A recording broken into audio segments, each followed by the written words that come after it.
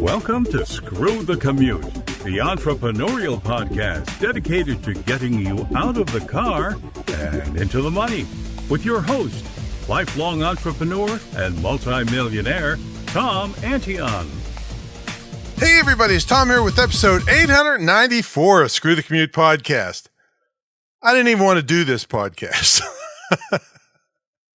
I did not even want to do this podcast. I'm so sick of buzzwords. But anyway, this podcast is about account-based marketing, ABM. You're going to be seeing this. I just felt obligated I should do something about it, even though to me it's just a rehash of targeted marketing is all it is. But anyway, we'll talk about it. ABM. It kind of reminds me something Antion bowel movement, maybe. I don't know. Hope you didn't miss episode 893. That's a critical one you need to listen to if you want high fee speaking engagements and really hit home runs every time you speak. That was episode 893. Anytime you want to get to a back episode, you go to screwthecommute.com/ and then the episode number. That was 893. Now make sure you pick up a copy of our automation ebook at screwthecommute.com/automate free and check out my mentor program at greatinternetmarketingtraining.com. All right, ABM. You're starting to see it all over the place. To me, it's just a buzzword for targeted marketing. All right, account-based marketing. So I'm going to give you some tips on doing it, but it seems to me these same tips apply to almost all of just basic target marketing. Pick a group of people and target them, or pick an industry and target it. So anyway, if you want to do this, here's some things you do. You make a target account list. Some people are abbreviating it TAL. Tom Antion, I don't know, list, I guess. In other words, pick who you want to target. You really have to get it in your mind when you want to target something. And then you go to all the content you have, and this is called content auditing.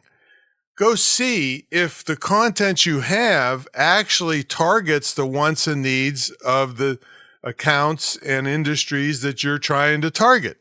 And when I say accounts, it can be as literal as a specific company you're trying to get business with, okay?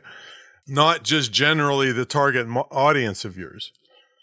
And then you fix that content up, whatever you need to do to fix it up or add to it or make additional content that targets that account or that audience, and repurpose it into different formats and links.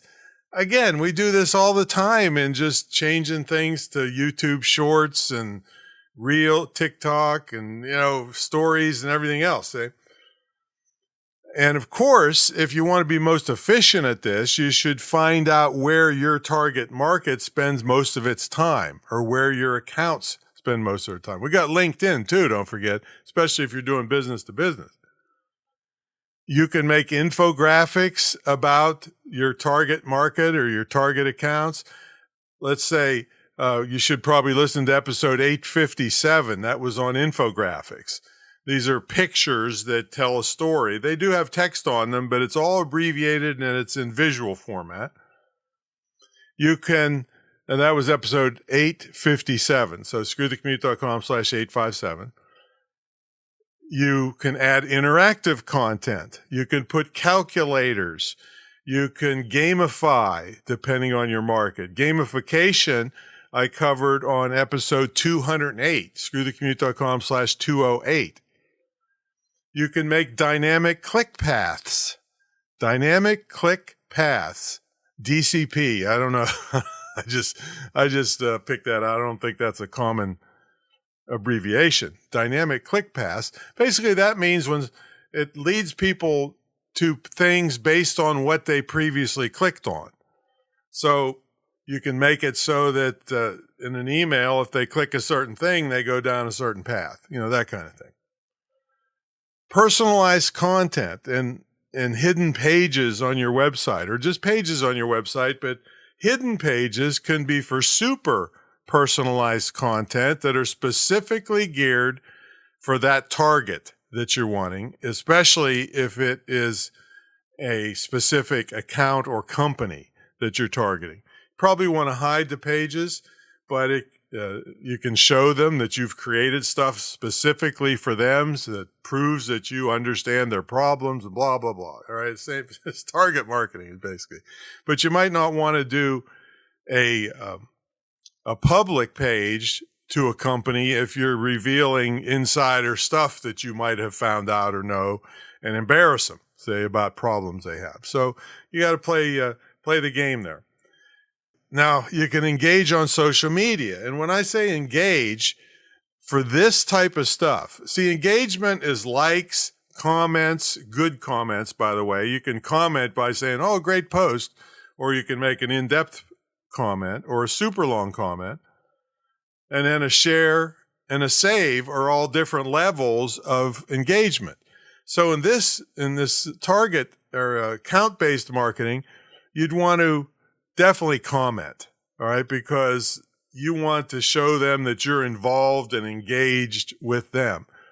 LinkedIn would be a great place to do it, but any social media where they're posting, you might want to comment on to get your name in front of them and make sure it's a really good quality comment that helps them and makes sense for what they posted. Then, if you have to, you can resort to paid ads that target that industry. It's hard to target a specific one company, okay, but you can do it. But paid ads.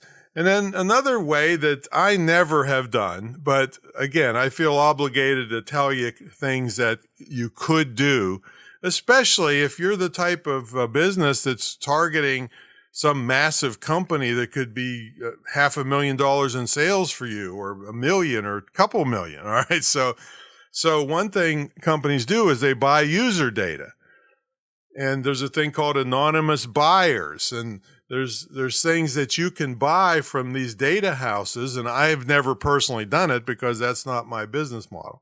But I just want you to know about it, that you can, because all these companies know everything about you. Facebook buys information about you. Amazon, I'm sure, buys information about you.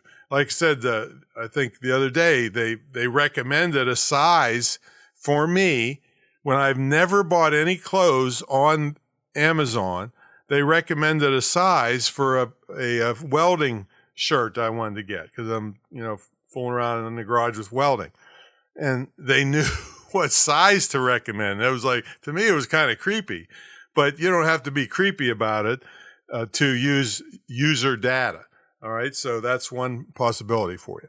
So anyway, I felt obligated to mention this in a short episode. Account-based marketing, you're going to see it all over the place, but it's just, to me, it's a fancy buzzword for target marketing, which you should be doing anyway. All right, picking a group or an industry or a company you want to target and go after them. All right, that's my story. I'm sticking to it. If you want help with this and a million other things you need to be successful online, check out my mentor program at greatinternetmarketingtraining.com, and I will catch you on the next episode. See you later.